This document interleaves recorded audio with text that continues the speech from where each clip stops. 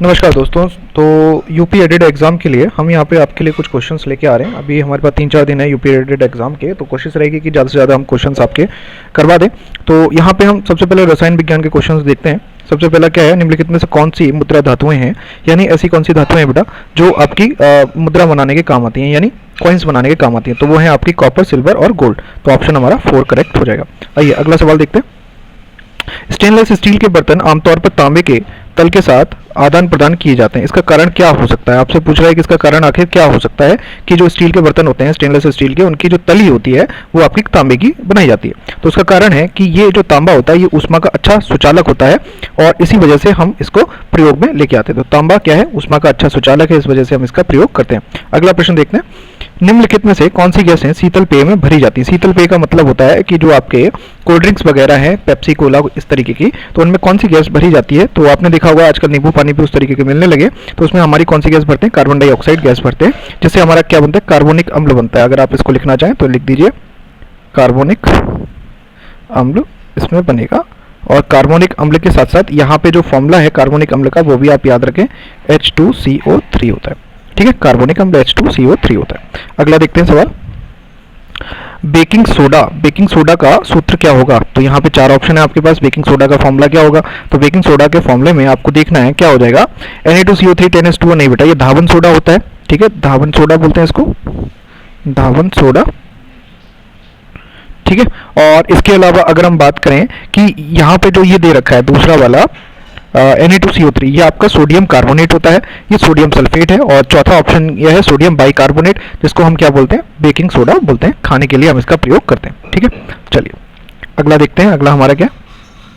अगला प्रश्न है, निम्नलिखित में से कौन सा या से तांबे के अयस्क हैं? इनमें से कौन सा ऑप्शन जो है वो तांबे का अयस्क होगा?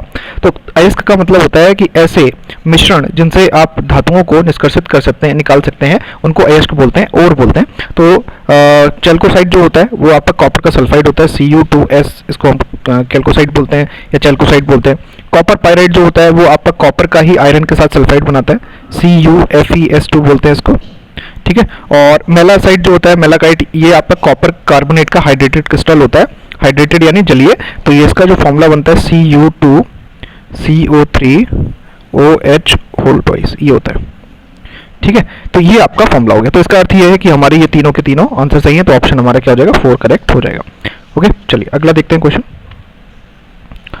अगले प्रश्न में हमसे कह रहा है कि भारी हाइड्रोजन परमाणु में न्यूट्रॉन की संख्या क्या होती है? भारी हाइड्रोजन परमाणु यानी इसको ड्यूटेरियम बोलते हैं, ड्यूटेरियम। ठीक है, ड्यूटेरियम, इसको हम लिखते हैं 1H2, ये होता है। तो इसमें आप अगर न्यूट्रॉन की संख्या पूछे तो न्यूट्रॉनों की संख्या क्या होगी? N neutron is equal to क्या होगा? 1। प्रोटॉन इज इक्वल टू क्या होता है? 1। इलेक्ट्रॉन इज इक्वल टू क्या होता है? 1। तो तीनों चीजें 1-1 है, तो आपका ऑप्शन क्या हो जाएगा? पहला वाला करेक्ट हो जाएगा। अगला है हमारा, संगमरमर स्मारक जैसे ताजमहल प्रदूषक गैस के कारण नष्ट हो रहे हैं। अब आपने देखा होगा कि जो संगमरमर ताजमहल है पूरा सफ़ेद बना हुआ है, संगमरमर पत्थर का बना हुआ है, कैल्शियम कार्बोनेट का, तो उसमें पीलापन आ जाता है। तो पीलापन किसकी वजह से आता है? तो संक्षारण बोलते हैं इसको। तो पीलापन आ जाता है सल्फर डाइऑक्साइड यानी SO2 की वजह से। ठीक है, तो SO2 की वजह से इसमें क्या आ जाता है? पीलापन आ जाता है। ये आपका कार्बोनेट की जगह पे सल्फाइड बनाना प्रारंभ कर देता है। तो इसलिए यहाँ पे ऑप्शन हमारा क्या हो जाएगा? ऑप्शन दूसरा करेक्ट हो जाएगा। ठीक है, अगला प्रश्न है हमारे पास, दही से मक्खन और मक्खन के दूध को अलग करने के लिए निम्नलिखित में से किस प्रकार का प्रयोग, किस प्रक्रिया का प्रयोग किया जाता है? आपने सबने देखा होगा कि दही से मक्खन निकालने के लिए हम मथनी का प्रयोग करते हैं, या फिर मशीन जो आती है उसमें हम घुमाते हैं। तो वो कौन सी विधि होती है? उसको सेंट्रीफ्यूगेशन या अपकेंद्रण विधि बोलते हैं।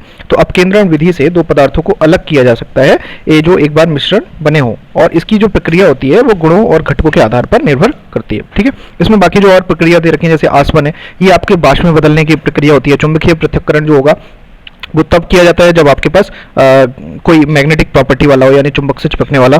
तो ऊर्ध्वपातन जो है वो किसी तरल या मतलब किसी भी ठोस को सीधे जो गैस में बदल जाते हैं उनको हम ऊर्ध्वपातज बोलते हैं। तो उन तरीके के जो भी जैसे नेफ्थलीन है या कपूर है, ये अगर होंगे तो उनको अलग करने के लिए ऊर्ध्वपातन का प्रयोग करेंगे। तो अभी आपका सही आंसर क्या हो जाएगा? ऑप्शन हमारा सेकंड करेक्ट हो जाएगा। अगला प्रश्न देखते हैं।